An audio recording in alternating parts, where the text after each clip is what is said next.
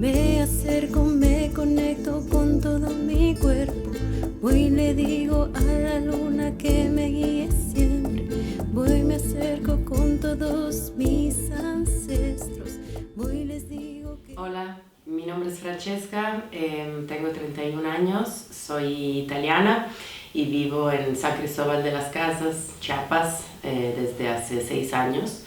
Estoy muy agradecida de participar en este espacio y bueno, quiero decir que todo lo que voy a decir lo voy a decir desde mi experiencia personal y entonces bueno, que no estoy acostumbrada a dar clases ni nada de eso, pero les voy a compartir un poquito algunos aprendizajes e ideas que he ido desarrollando en estos años. Bueno, primero, cuando me invitaron a participar, me pregunté qué es el feminismo para mí.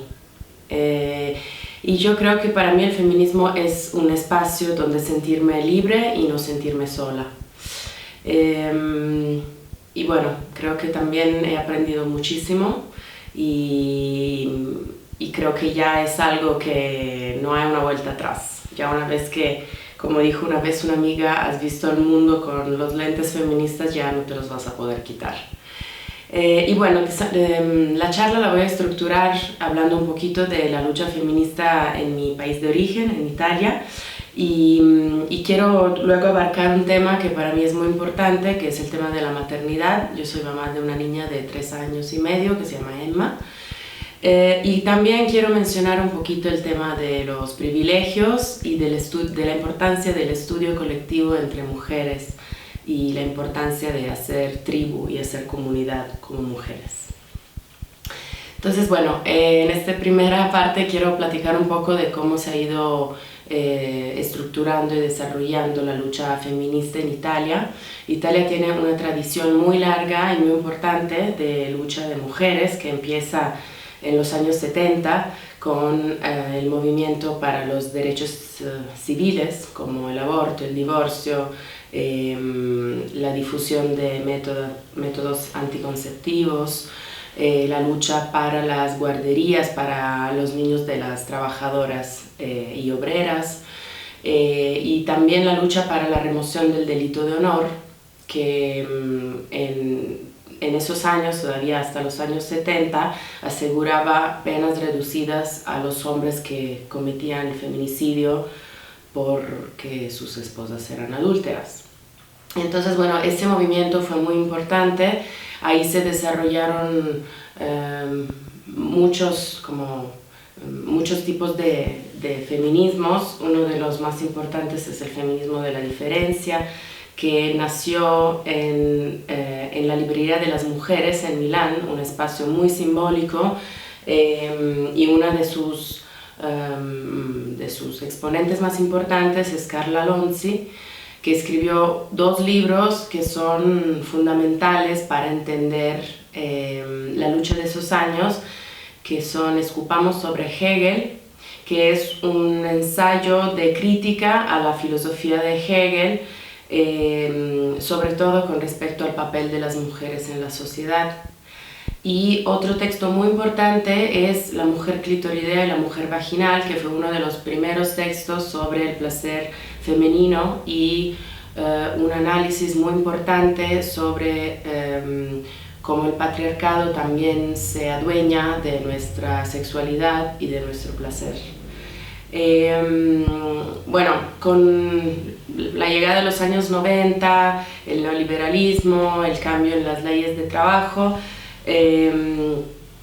hasta hoy la lucha se ha estructurado sobre todo para colmar las diferencias en los salarios entre trabajadores hombres y mujeres.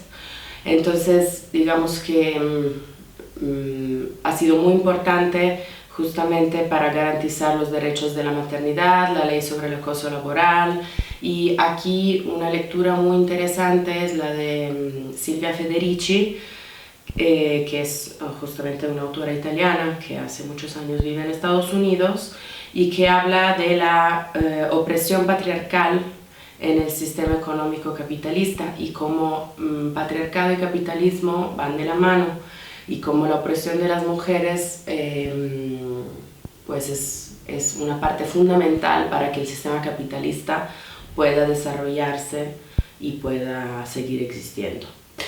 Y bueno, la lucha feminista en Italia hoy es una lucha muy variada. Es muy importante mencionar que ha habido como un crecimiento muy grande de los transfeminismos en Italia hoy y también la presencia de mujeres migrantes. Italia es un país que ha recibido migraciones masivas desde los años, bueno, desde siempre, pero en específico desde los años 90, y el papel de las mujeres en la lucha migrante ha tenido siempre más importancia y fuerza. Y digamos que el feminismo hoy en Italia es un feminismo inclusivo, que también mira los privilegios de raza y de clase, y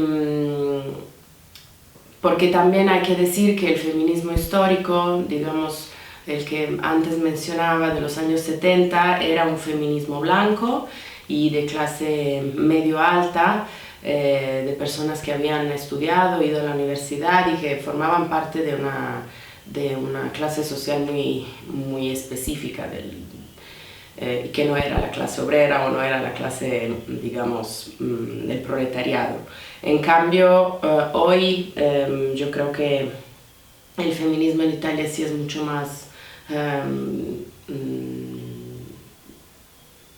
transversal, de clases sociales y proveniencia también. Y en los últimos años, esta ola muy fuerte del movimiento Ni Una Menos, que en Italia se llama Non Una Di Meno, se ha ido fortaleciendo mucho y creo que va siempre para más, como creciendo y creciendo.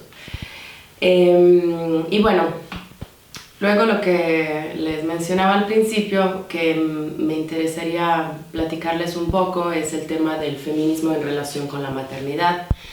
Desde que me quedé embarazada y quise tener hijos, me pregunté cómo militar en la maternidad y cómo criar en el feminismo.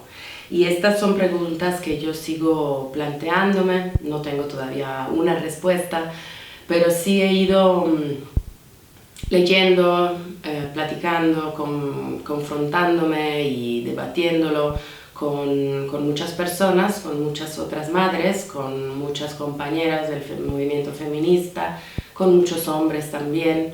Y es un tema que a mí me interesa mucho y que, bueno, desde mi experiencia, mi vivencia personal, considero muy importante. Hace un par de años, en un taller sobre interseccionalidad, cuando empezó el taller, el tallerista preguntó, pidió a las participantes que nombráramos un privilegio y una opresión que nos atravesaba. Y bueno, yo nombré como privilegio el hecho de ser blanca y europea, y como opresión el hecho de ser madre. Y entonces, bueno, luego quise como reflexionar un poco más de por qué para mí ser madre representaba una opresión. Y me di cuenta que muchas veces ser madre es sinónimo de abnegación, de culpa, de sacrificio. En el sistema socioeconómico en que vivimos se da la espalda a la crianza, se niega que somos seres interdependientes, que se invisibiliza, se penalizan los trabajos de cuidado, y también es una sociedad adultocéntrica donde los y las niñas son vistas como seres inferiores, casi un peso, y hay una fuerte asimetría entre adultos y niñas. También en el mundo del trabajo, como bueno, antes mencionaba, ser madre significa que ya de por sí las diferencias de salarios y de derechos entre hombres y mujeres son aún más fuertes siendo mamá. Bueno, la maternidad es sin duda un lugar ambivalente, es un lugar lleno de contradicciones y bueno, para mí el feminismo en estas contradicciones me ha dado muchas respuestas y muchos caminos como para reflexionar y para encontrar una forma diferente de ser mamá. Entonces, bueno, ¿qué significa para mí ser madre feminista? Por un lado, como en el momento en que te quedas embarazada, todos quieren decidir sobre tu cuerpo, como que tú ya no tienes como esa libertad de decisión. El embarazo, el parto, la lactancia, siempre habrá expertos que saben más que tú y hay muchas violencias que se perpetran en contra de los cuerpos de las madres. Hay episodios de violencia obstétrica en la mayoría de los partos que se dan en los hospitales. Y bueno, entonces para mí, y también hay como un trato muy paternalista, ¿no? De que todos quieren saber más que tú y te quitan esa libertad y esa fuerza también que tenemos como mujeres, de que nosotras sí sabemos parir, sí sabemos lactar y no necesitamos a fuerza expertos que nos enseñen cómo hacerlo. Entonces para mí es muy importante en ese sentido reivindicarnos como sujetos políticos en esos aspectos de la vida que son bastante importantes. Entonces, bueno, el parto, la lactancia son actos políticos y adueñarnos de ellos y recuperar nuestra sabiduría ancestral para mí es fundamental si queremos pues caminar en el feminismo como mamás. También creo que es muy importante rebelarnos contra el ideal de mamá perfecta. Nos han impuesto esta idea de madre abnegada, sacrificada en la casa, o la madre en carrera con el cuerpo perfecto, con el trabajo perfecto, que cuida a la vez a sus hijos y todo lo hace súper bien, como una Wonder Woman con hijos. En ese sentido, yo creo que maternidad y crianza son supeditadas a la lógica de la productividad. Entonces es muy importante desenmascarar este mito de la madre perfecta y reivindicar la maternidad con sus sombras y sus contradicciones, como decía al principio, y ambivalencias, y entender que no hay un ideal de madre al cual tenemos que llegar. Y que al contrario todas las maternidades y todas las elecciones que hacemos como mamás son válidas y hay que respetarlas. Otro tema para mí muy importante es el tema del aborto. Bueno, el derecho a un aborto libre, seguro y gratuito es fundamental.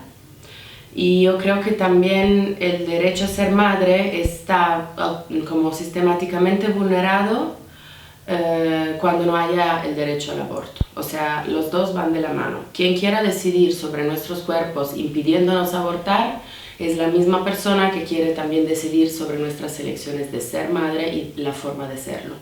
Entonces, así como ser madre no puede ser un privilegio de clase, tampoco abortar puede serlo. Así que el aborto tiene que ser libre, gratuito y seguro para cualquier mujer que quiera hacerlo en cualquier momento de su vida. Yo creo que, bueno, esos son algunos de los elementos que pues, son importantes para poder tener maternidades elegidas, gozosas y disidentes. Hay muchos más. Y bueno, también hay que decir que muchas veces en los espacios de lucha, inclusive en el movimiento feminista, hay actitudes maternofóbicas y adultocéntricas y necesitamos en cambio un feminismo que acoja la maternidad, que vea la crianza como una responsabilidad colectiva y reconocer a los y las niñas como personas que saben y pueden y que son parte fundamental de nuestra sociedad y de nuestro movimiento de lucha también. Y bueno, en ese sentido creo que también es muy importante tener en cuenta los privilegios y las intersecciones que atraviesan los movimientos, y en particular el movimiento feminista. Nosotros, bueno, vivimos en una sociedad donde hay múltiples opresiones que no solo tienen que ver con nuestro género, con el ser mujer o el ser hombre, sino que también tienen que ver con la clase, la raza, la orientación sexual, la religión, el origen. Y yo puedo vivir una opresión y al mismo tiempo, por mi color de piel o por mi clase social, ser opresora de alguien más. Entonces, creo que es muy importante cuestionar nuestros privilegios y tener una actitud de escucha y de aprendizaje. Y esto lo hemos reflexionado mucho en estos círculos de mamás feministas donde he participado, que muchas veces las que participábamos éramos mujeres blancas o de cierta clase social. Y en ese sentido creo que es muy importante entender por qué en esos espacios las compañeras indígenas, negras o afrodescendientes no participan, porque yo creo que también a veces es un privilegio el poderse sentar y reflexionar y criticar ciertas situaciones de la sociedad, y ese privilegio hay que cancelarlo, pues hay que anularlo o hacer todo lo posible para que esos espacios sean inclusivos y no excluyentes. Y bueno, estos espacios que les comentaba de intercambio, de plática, de diálogo entre mujeres, entre madres, para mí son espacios muy importantes. Las compañeras de Kurdistán, que recomiendo mucho pues, conocer más acerca de su lucha, promueven que en cada estructura de organización de la sociedad y de la militancia política y también militar haya una estructura separada de mujeres para fortalecer la participación de las compañeras en los procesos políticos, para que su voz colectiva sea más fuerte. Y en ese sentido yo creo que sí, juntarnos entre mujeres a la vez también de participar en militar en espacios mixtos sea muy importante. En mi experiencia personal pues he tenido muchos espacios de este estilo, hablando de maternidades disidentes y feministas. Uno de los espacios donde he estado y estoy es La Tribu, que nació un poco para contarnos, para encontrarnos, y luego también se volvió un espacio de acción entre madres y también no madres, pero mujeres que queremos vivir nuestra maternidad y la crianza de una forma diferente. Y yo creo que ha sido para mí un espacio de aprendizaje muy importante.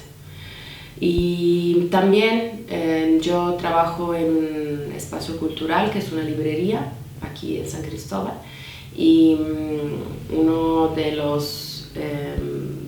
las propuestas más interesantes yo creo que hemos sacado desde la librería ha sido un espacio de estudio colectivo entre mujeres, donde cada 2 semanas nos hemos encontrado a lo largo de varios meses para leer y debatir textos de feministas, de compañeras de muchas geografías del mundo.